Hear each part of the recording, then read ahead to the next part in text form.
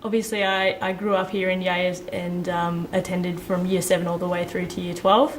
Yea High School gave me great opportunities from all the subjects and everything that I was able to take at school, through to the opportunity of becoming an exchange student that was in partnership with Rotary. We were given lots of sporting opportunities, whether it was like swimming or athletics or anything like that, through to the inter-school sports and things. So the sporting opportunities were always great and gave good competitiveness against other schools. You have an alternate interest. Can you tell us about your sporting career as well? So I've always played a lot of sport, and mainly through from younger ages, netball, basketball, but in the last couple of years, with the success, I suppose, of the AFLW, I started playing football, and a year ago I was given a flexible work roster through Ambulance Victoria, which allows me to work set shifts around playing football. So I was house captain for Clark. I was junior house captain, then for a couple of years, then senior house captain. Was also school captain in my final year of Year 12, which gave me a lot of opportunities to do youth ambassador roles and partake in those type of things. Do you keep in touch with other students or staff from your time here? I still have lots of friends who I keep in touch with from the years I attended in school. A lot probably through sporting means, sporting clubs.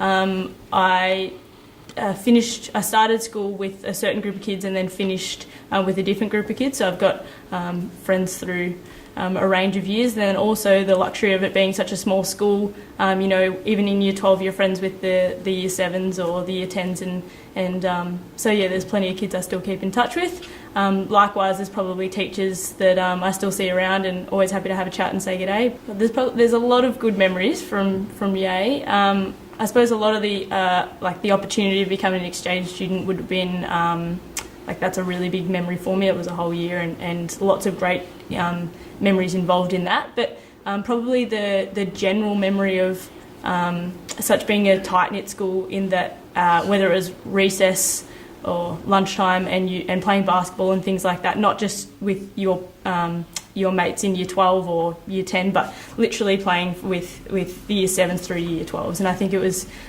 really important, that kind of set you up to be able to be friends with people of all ages and not just stick to your same age groups.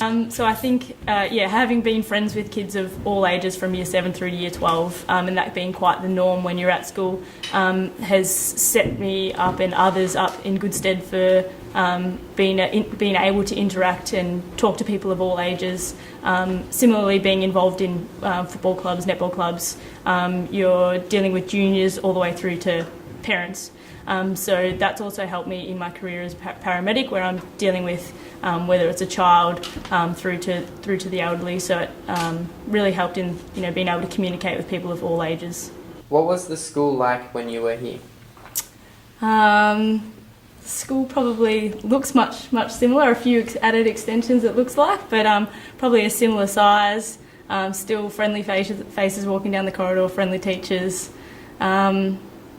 I suppose I've just been walked through, and there's a few $1.4 million extension there and everything. So looking a bit sharper than it probably was when I finished, but much the same. How important is school pride to a school's community? I definitely think it's important for the community or the town to have pride in the school and have the want to send your kids to a local school. And we often see primary schools and that fizzle out and no longer continue because kids are going to bigger schools. So I think it's important to keep local kids in the local schools rather than sending them off to other ones. What is your current job and where are you placed? So I'm an ambulance paramedic. My home branch is in Seymour. I've been doing that. I've been based at Seymour for 4 years. Prior to that, I was an ambulance community officer volunteering in Yea. I work as essentially a reliever, so wherever there's a shortfall in the area on that day, whether someone's sick or they need something filled for some reason, I'll cover that. So anywhere through from Kilmore up to Euroa, across to Alexandra, Mansfield, Yea, anywhere, kind of on the day dependent. What degree did you study for to get your job, and how long did it take you to get it?